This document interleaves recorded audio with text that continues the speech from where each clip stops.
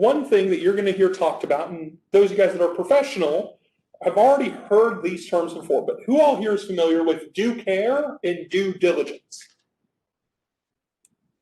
So with due care, the easiest way to remember that is that you're going to do it correct. And due diligence is going to be due detect. So what I like to think about it is that when you're taking due care, I think of it, and I don't know if any of you guys have done anything with wood shop or anything like that before, but my grandfather had me help him on a couple projects he was doing. And he always told me, you measure twice before cutting once. With due care, you're making sure that something has been done right. Whereas with due detect, with due diligence, you're making sure everything's being done, that you aren't overlooking any detail in this project and process. One of the things, you're going to see these three terms thrown about. When we talk about compliance, that's going to be making sure that you're following the law, that you're abiding by applicable laws, regulations, standard, and other obligations. With regulatory issues, that just falls into legal. It's making sure that, hey, you're doing everything by the books. I don't know if any of you guys were reading in the news, but Google is being hit with an antitrust lawsuit that DOJ and I think 11 states have all signed on to sue them, and they're going to attempt to use some of the old monopolization laws to break up Google. Non-regulatory controls, that's something else that you may come across. And then privacy requirements, that's just going to be making sure that you're taking care of customer data.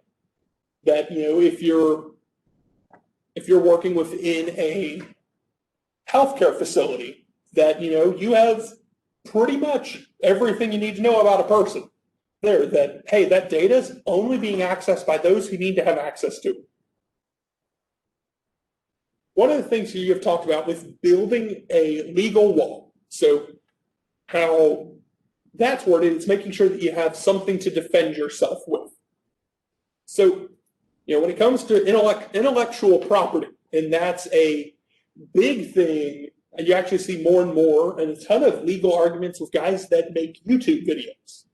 And with fair use, where people, they can take clips from movies, TV shows, or take audio clips and put it in the background.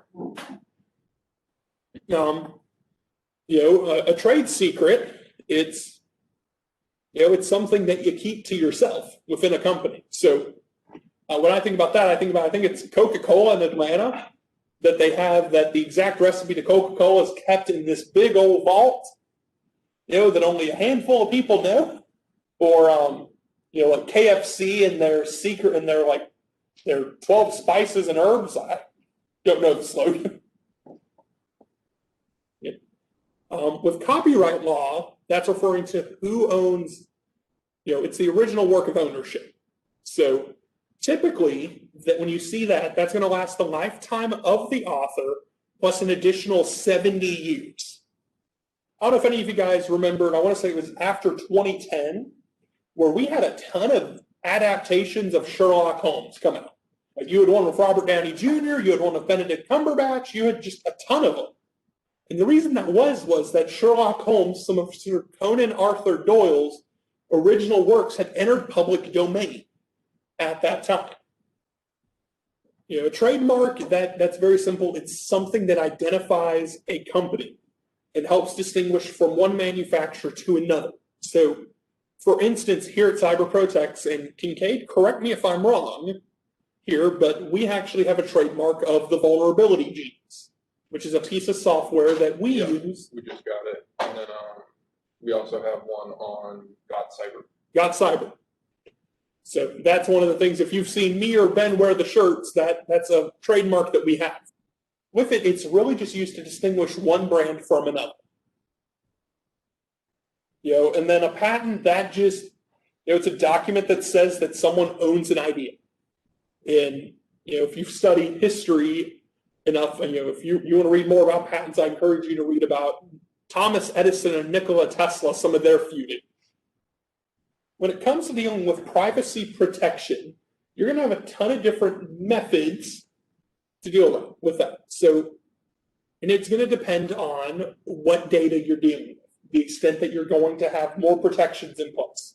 So it's going to be, if you're dealing with individual users, it's going to be setting up passwords. It's going to be implementing encryption. It's going to be having some awareness training to where, if you get an email in your work account from a foreign prince going, I have 20 million in gold for you, just click on this link and give me your bank, your credit card number, the digits on the back, your zip code, and mother's maiden name.